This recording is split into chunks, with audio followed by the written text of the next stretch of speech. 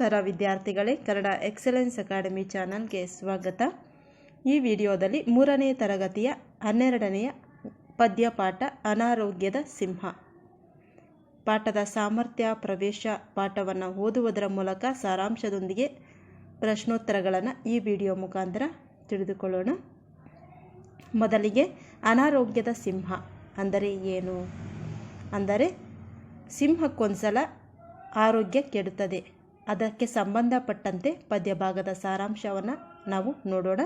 ಸಾಮರ್ಥ್ಯ ಎಂದರೆ ಕಥೆಯನ್ನು ವಿವರಣೆ ಮಾಡುವುದು ಮತ್ತು ಒಗಟುಗಳನ್ನು ಆಲಿಸುವುದರ ಜೊತೆಗೆ ಅರ್ಥ ಮಾಡಿಕೊಳ್ಳುವುದು ಪದ್ಯಪಾಠದ ಸಾಮರ್ಥ್ಯ ಆಗಿದೆ. ಇನ್ನು ಪದ್ಯದ ಪ್ರವೇಶ ಎಂದರೆ ಕಥನ ಕವನ ಎಂದರೆ ಘಟನೆಗಳನ್ನು ಅಥವಾ ಕಥೆಗಳನ್ನು ಪದ್ಯ ರೂಪದಲ್ಲಿ ಹೇಳುವುದು. ಅದು ಘಟನೆಗಳನ್ನು ಅಥವಾ ಕಥೆಯನ್ನು ಒಳಗೊಂಡಿರುತ್ತೆ, ಆದರೆ ಅದನ್ನು ಪದ್ಯದ ರೀತಿಯಲ್ಲಿ ಹೇಳುವುದು. ಇಲ್ಲಿ ಸಿಂಹದ ಅನಾರೋಗ್ಯದ ಕಥೆಯನ್ನು ಕವನ ರೂಪದಲ್ಲಿ ಹೇಳಲಾಗಿದೆ. ಕವನ ಅಂದರೆ ಪದ್ಯದ ರೂಪದಲ್ಲಿ ಹೇಳಲಾಗಿದೆ. ಇಲ್ಲಿ ಉಪಾಯ ಬಲ್ಲವನಿಗೆ ಅಪಾಯವಿಲ್ಲ ಎಂಬ ನೀತಿಯೂ ಸಹ ಇದೆ. ಇದೊಂದು ಗಾದೆ ಮಾತಾಗಿದೆ. ಅಂತಹ ನೀತಿಯು ಕೂಡ ಈ ಪದ್ಯಪಾಠವು ಒಳಗೊಂಡಿದೆ. ಬನ್ನಿ ಪದ್ಯವನ್ನು ನೋಡೋಣ. ಪದ್ಯವನ್ನು ಹಾಡುವುದರ ಜೊತೆಗೆ ಪದ್ಯದ ಸಾರಾಂಶವನ್ನು ಕೂಡ ತಿಳಿದುಕೊಳ್ಳೋಣ. ಮಕ್ಕಳೇ, ಪದ್ಯವನ್ನು ರಾಗವಾಗಿ ಹಾಡುವುದನ್ನು ಅಭ್ಯಾಸ ಮಾಡಿಕೊಳ್ಳಿ. ಆಗ ನಿಮಗೆ ಸಾಹಿತ್ಯದ ಅಭಿರುಚಿ, ಸಾಹಿತ್ಯದ ಬಗ್ಗೆ ಒಲವು ಮೂಡುತ್ತದೆ. ಬನ್ನಿ ಪದ್ಯವನ್ನು ಹಾಡುವುದರ ಮೂಲಕ ಪದ್ಯದ ಸಾಲುಗಳನ್ನು ಅರ್ಥ ಮಾಡಿಕೊಳ್ಳೋಣ. ಕಾಡಿನ ರಾಜ ಸಿಂಹರಾಯನು ಕಾಯಿಲೆ ಬಿದ್ದನು ಕೇಳಿ ಕಥೆ, ಅನ್ನವು ಸೇರದು ನೀರು ಸೇರದು ಅವನಿಗಾಯಿತು ಬಹಳ ವ್ಯಥೆ. ಇಲ್ಲೊಂದ್ಸಲ ಏನಾಗುತ್ತೆ, ಕಾಡಿನ ರಾಜ ಸಿಂಹಕ್ಕೆ ಕಾಯಿಲೆ ಬರುತ್ತೆ, ಕಾಯಿಲೆ ಬಿದ್ದನು. ಅಂತಹ ವ್ಯಥೆಯ ಕಥೆಯನ್ನು ಕೇಳಿ. ಕಾಯಿಲೆ ಬಿದ್ದ ಕಾರಣ ಅದಕ್ಕೆ ಅನ್ನವೂ ಸೇರ್ತಾ ಇಲ್ಲ, ನೀರು ಸೇರ್ತಾ ಇಲ್ಲ. ಕಾಡಿನ ರಾಜ ಸಿಂಹಕ್ಕಾಯಿತು ಬಹಳ ವ್ಯಥೆ. ವ್ಯಥೆ ಅಂದರೆ ಚಿಂತೆ ಆಯಿತು. ಮುಂದುವರಿಯುತ್ತಾ, ಅಡವಿಯಲ್ಲಿರುವ ವೈದ್ಯರನ್ನೆಲ್ಲ ಸರದಿಯಂತೆ ಅವಕರಿಸಿದನು. ಡಾಕ್ಟರ್ ಜೀಬ್ರಾ ರಾಜನ ಪರೀಕ್ಷಿಸಿ ಬಾಯನ್ನು ತೆಗೆಯಲು ಹೇಳಿದನು. ಅಡವಿಯಲ್ಲಿ ಇರ್ತಕ್ಕಂತಹ ವೈದ್ಯರನ್ನೆಲ್ಲ ಸಹನು ಸರದಿಯಂತೆ ಸಿಂಹ ಕರೆಯಿಸಿದನು. ಕಾಡಿನ ರಾಜ ಸಿಂಹ ಕರೆಯಿಸಿದನು. ಆಗ ಡಾಕ್ಟರ್ ಜೀಬ್ರಾ ರಾಜನನ್ನು ಪರೀಕ್ಷೆ ಮಾಡಿ ಬಾಯನ್ನು ತೆಗೆಯಲು ಹೇಳಿದನು. ಮುಂದೆ ಏನಾಗುತ್ತೆ, ವೈದ್ಯರ ಆಜ್ಞೆಯ ಮೀರದ ಸಿಂಹ ಬಾಯನ್ನು ತೆರೆದು ತೋರಿಸಿತು. ದುರ್ವಾಸನೆಯ ಉಸಿರಿದೆ ಎಂದು ಡಾಕ್ಟರ್ ಜೀಬ್ರಾ ಹೇಳಿದನು. ಸಾಲುಗಳನ್ನು ಮತ್ತೊಮ್ಮೆ ಓದೋಣ. ವೈದ್ಯರ ಆಜ್ಞೆಯ ಮೀರದ ಸಿಂಹ ಬಾಯನ್ನು ತೆರೆದು ತೋರಿಸಿತು. ದುರ್ವಾಸನೆಯ ಉಸಿರಿದೆ ಎಂದು ಡಾಕ್ಟರ್ ಜೀಬ್ರಾ ಹೇಳಿದನು. ವೈದ್ಯರ ಆಜ್ಞೆಯನ್ನು ಮೀರದ ಸಿಂಹ ಏನು ಮಾಡುತ್ತೆ, ಬಾಯನ್ನು ತೆರೆದು ಜೀಬ್ರಾಗೆ ತೋರಿಸುತ್ತೆ, ವೈದ್ಯರಿಗೆ. ಆಗ ಜೀಬ್ರಾ ಹೇಳುತ್ತೆ, ದುರ್ವಾಸನೆಯ ಉಸಿರಿದೆ ಎಂದು ಡಾಕ್ಟರ್ ಜೀಬ್ರಾ ಹೇಳಿದನು. ದುರ್ವಾಸನೆಯ ಉಸಿರು ಅಂದರೆ ನಿಮ್ಮ ಬಾಯಿಂದ ಕೆಟ್ಟ ವಾಸನೆ ಬರ್ತಾ ಇದೆ ಎಂದು ವೈದ್ಯನಾದಂತಹ ಡಾಕ್ಟರ್ ಜೀಬ್ರಾ ಕಾಡಿನ ರಾಜ ಸಿಂಹಕ್ಕೆ ಹೇಳುತ್ತೆ. ಆಗ ಸಾಮಾನ್ಯವಾಗಿ ಕಾಡಿನ ರಾಜನಾದಂತಹ ಸಿಂಹಕ್ಕೆ ಕೋಪ ಬರುತ್ತೆ. ಪದ್ಯದ ಸಾಲುಗಳನ್ನು ಮುಂದೆ ನೋಡೋಣ.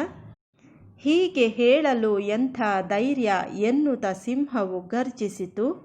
ಸತ್ಯವ ಹೇಳಿದ ವೈದ್ಯನನ್ನು ಬೈದು ಹೊರಗಡೆ ಓಡಿಸಿತು. ಮತ್ತೊಮ್ಮೆ, ಹೀಗೆ ಹೇಳಲು ಎಂಥ ಧೈರ್ಯ ಎನ್ನುತ್ತ ಸಿಂಹವು ಗರ್ಜಿಸಿತು.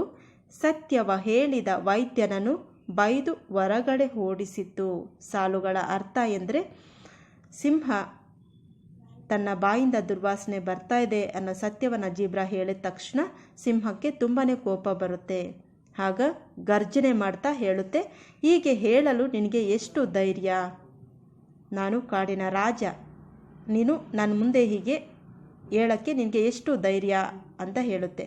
ಸತ್ಯವನ್ನು ಹೇಳಿದಂತಹ ವೈದ್ಯನನ್ನು ಅಂದರೆ ಜೀಬ್ರಾವನ್ನು ಬೈದು ಹೊರಗಡೆ ಕಳಿಸ್ಬಿಡುತ್ತೆ ಸಿಂಹ. ಮುಂದೆ ಏನಾಗುತ್ತೆ, ಮುಂದಿನ ಸರದಿ ಡಾಕ್ಟರ್ ಐನಾ ಸಿಂಹದ ಬಾಗಿಲು ತಟ್ಟಿದಳು. ನಾಡಿಯ ಹಿಡಿದು ನೋಡಿದ ನಂತರ ಬಾಯನ್ನು ತೆರೆಯಲು ಹೇಳಿದಳು. ಮತ್ತೊಮ್ಮೆ, ಮುಂದಿನ ಸರದಿ ಡಾಕ್ಟರ್ ಹೈನಾ ಸಿಂಹದ ಬಾಗಿಲು ತಟ್ಟಿದಳು. ನಾಡಿಯ ಹಿಡಿದು ನೋಡಿದ ನಂತರ ಬಾಯನ್ನು ತೆರೆಯಲು ಹೇಳಿದಳು. ಮುಂದಿನ ಸರದಿ ಡಾಕ್ಟರ್ ಐನಾದು. ಅದು ಬಾಗಿಲನ್ನು ಸಿಂಹದ ಮನೆಯ ಬಾಗಿಲನ್ನು ತಟ್ಟುತ್ತೆ, ಬಾಗಿಲು ತೆಗೆಯುತ್ತೆ. ಆನಂತರ ಒಳಗಡೆ ಬಂದು ಸಿಂಹದ ಕೈಯನ್ನು ಹಿಡಿದು ನಾಡಿಯನ್ನು ಹಿಡಿದು ನೋಡುತ್ತೆ, ನಾಡಿಯ ಮಿಡಿತವನ್ನು. ಆನಂತರ ಬಾಯನ್ನು ತೆರೆಯಲು ಹೇಳಿದಳು ಹೈನಾ. ಮುಂದೆ ಏನಾಗುತ್ತೆ? ಹೈನಾ ಹೀಗೆ ಹೇಳ್ತಾಳೆ, ಎಂತಹ ಸುವಾಸನೆ ನಿಮ್ಮ ಉಸಿರಲಿ ಎನ್ನುತ್ತಾ ಮುಖವನ್ನು ನೋಡಿದಳು.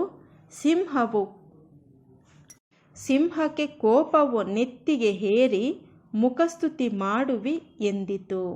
ಮತ್ತೊಮ್ಮೆ, ಎಂತಹ ಸುವಾಸನೆ ನಿಮ್ಮ ಉಸಿರಲಿ ಎನ್ನುತ್ತಾ ಮುಖವನ್ನು ನೋಡಿದಳು.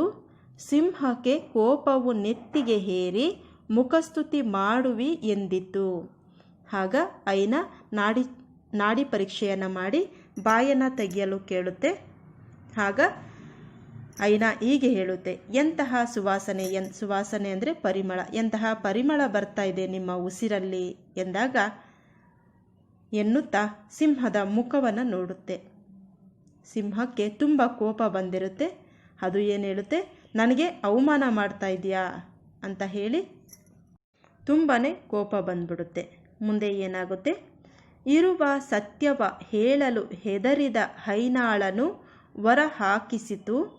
ನಂತರ ಸರದಿ ಜಾಣ ವೈದ್ಯ ನರಿ ಬಾಗಿಲು ತಟ್ಟಿ ಒಳ ಬಂದಿತು.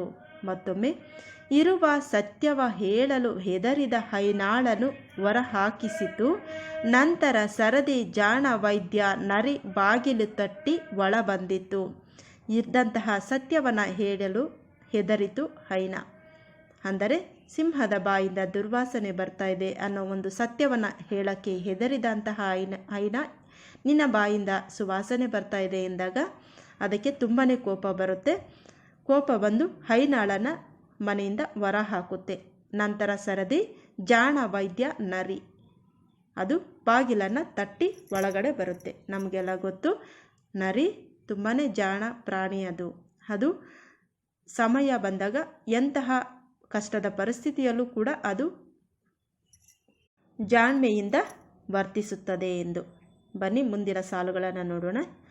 ಸಾರ್ವಭೌಮರ ಉಪಚರಿಸುತ್ತಾ ಬಾಯನ್ನು ತೆರೆಯಲು ವಿನಂತಿಸಿತು.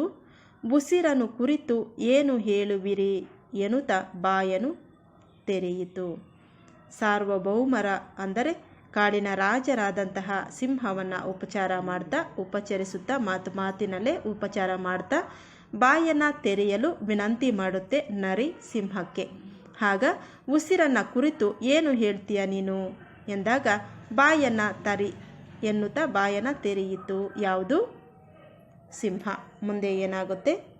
ಸಾರ್ವಭೌಮರು ಎಂದರೆ ಕಾಡಿನ ರಾಜನನ್ನು ಉಪಚಾರ ಮಾಡ್ತಾ ಅಂದರೆ ಮಾತಾಡಿಸ್ತಾ ಬಾಯನ್ನು ತೆರೆಯಲು ವಿನಂತಿಸುತ್ತೆ. ಆದರೆ ಉಸಿರಿನ ಬಗ್ಗೆ ಏನು ಹೇಳ್ತೀಯಾ ಎಂದು ಸಿಂಹ ಅದನ್ನು ಕೇಳುತ್ತೆ. ಚಾಣಾಕ್ಷ ನರಿಯು ತಕ್ಷಣ ಹೇಳಿತು, ಶೀತದಿ ಮೂಗು ಕಟ್ಟಿದೆ ಒಡೆಯ, ವಾಸನೆ ಏನೂ ತಿಳಿಯದು ನನಗೆ ಎನ್ನುತ್ತಾ ಕೇಳಿತು ಕ್ಷಮೆಯನು.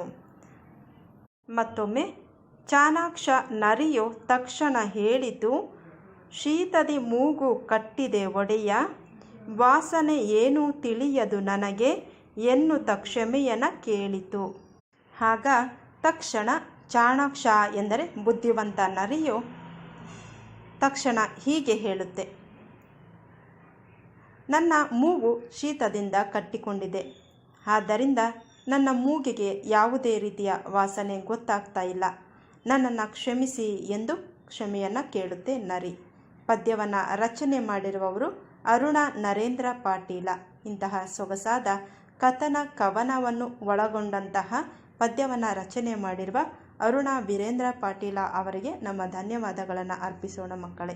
ಸೊಗಸಾದ ಪದ್ಯ, ಕತೆ ಮತ್ತು ಪದ್ಯವನ್ನು ಒಳಗೊಂಡಂತಹ ಒಂದು ಪದ್ಯ ಇದಾಗಿದೆ. ನಂತರ ಪದಗಳ ಅರ್ಥವನ್ನು ನೋಡೋಣ. ಅಡವಿ ಎಂದರೆ ಕಾಡು, ಅಡವಿ ಅಂದರೆ ಕಾಡು ಅಥವಾ ಅರಣ್ಯ ಅಂತಲೂ ಕರೀತಾರೆ. ಆಜ್ಞೆ ಎಂದರೆ ಅಪ್ಪಣೆಯನ್ನು ಮಾಡುವಂತಹದ್ದು, ಆರ್ಡರ್ ಮಾಡುವಂತಹದ್ದು. ಆನಂತರ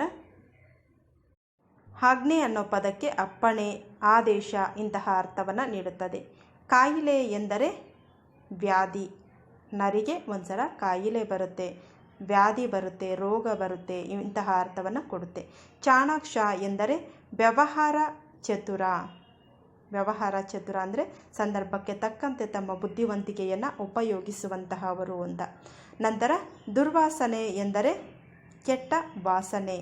ಮುಖಸ್ತುತಿ ಎಂದರೆ ಎದುರಿನಲ್ಲೇ ಪ್ರಶಂಸೆ ಮಾಡುವುದು, ಎದುರಿನಲ್ಲೇ ಪ್ರಶಂಸೆ ಮಾಡುವುದು, ಹೊಗಳುವುದು ಎಂದರ್ಥ. ವೈದ್ಯ ಎಂದರೆ ರೋಗಿಗಳಿಗೆ ಚಿಕಿತ್ಸೆ ಮಾಡುವವನು. ವ್ಯಥೆ ಎಂದರೆ ನೋವು, ಯಾತನೆ. ಸರದಿ ಎಂದರೆ ಪಾಳಿ, ಅನುಕ್ರಮವಾಗಿ. ಸಾರ್ವಭೌಮ ಎಂದರೆ ಚಕ್ರವರ್ತಿ. ಕಾಡಿನ ಸಾರ್ವಭೌಮ ಅಥವಾ ಚಕ್ರವರ್ತಿ ಸಿಂಹ. ಸಮಸ್ತ ಭೂಮಂಡಲಕ್ಕೆ ಅಧಿಪತಿಯಾದವನು ಎಂದು ಅರ್ಥವನ್ನು ಕೂಡ ಸಾರ್ವಭೌಮ ಅನ್ನೋ ಒಂದು ಪದಕ್ಕೆ ಅರ್ಥವನ್ನು ನೀಡುತ್ತದೆ. ಚಕ್ರವರ್ತಿ ಅಥವಾ ಸಮಸ್ತ ಭೂಮಂಡಲಕ್ಕೆ ಅಧಿಪತಿಯಾದವನು ಎಂದು ಅರ್ಥ. ಇದಾಗಿದೆ ಪದ್ಯದಲ್ಲಿ ಬಂದಿರುವಂತಹ ಪದಗಳು. ಇನ್ನು ಪ್ರಶ್ನೋತ್ತರಗಳು. 1ನೆಯ ಪ್ರಶ್ನೆ ಹೀಗಿದೆ: ಕಾಡಿನ ರಾಜ ಸಿಂಹಕ್ಕೆ ಏನಾಯಿತು? ಉತ್ತರ: ಕಾಡಿನ ರಾಜ ಸಿಂಹಕ್ಕೆ ಅನಾರೋಗ್ಯವಾಯಿತು. ಪ್ರಶ್ನೆ 2: ಡಾಕ್ಟರ್ ಜೀಬ್ರಾ ಕಾಡಿನ ರಾಜ ಸಿಂಹವನ್ನು ಪರೀಕ್ಷಿಸಿ ಏನೆಂದು ಹೇಳಿತು?